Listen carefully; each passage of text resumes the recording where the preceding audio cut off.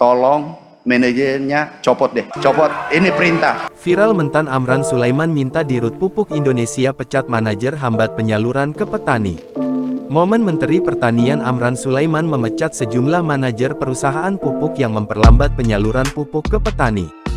Hal ini disampaikan langsung ketika Amran Sulaiman melakukan kunjungan saat peluncuran Gerakan Nasional Pangan Merah Putih yang digelar di lapangan Kementerian Pertanian, Jakarta Rabu, tanggal 6 November tahun 2024. Video Mentan Amran Sulaiman tampak marah besar itu tampak dibagikan beberapa akun medsos. Hal itu bermula setelah adanya aduan dari para kepala desa Kades terkait tersendatnya penyaluran pupuk subsidi ke sejumlah daerah. Ingin kami sampaikan terkait di Sulawesi Tenggara khususnya di Muara Barat, masalahnya keterbatasan kota pupuk, bahwa satu petani itu paling banyak mendapatkan 3 pupuk, kata Kepala Desa Sulawesi Selatan. Dia pun meminta Direktur Utama, Dirut PT Pupuk Indonesia Rahmat Pribadi langsung saja memecat anak buahnya hingga pejabat daerah yang membuat terhambat penyaluran pupuk subsidi ke petani.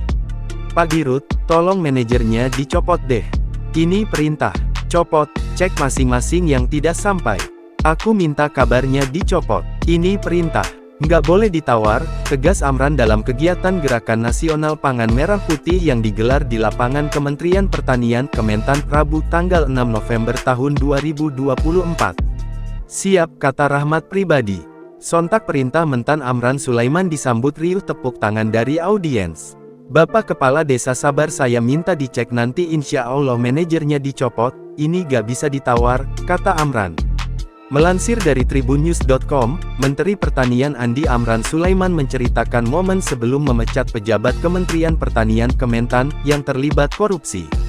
Sebelumnya, diketahui Amran telah mengambil langkah tegas dengan memecat 4 pejabat Kementan.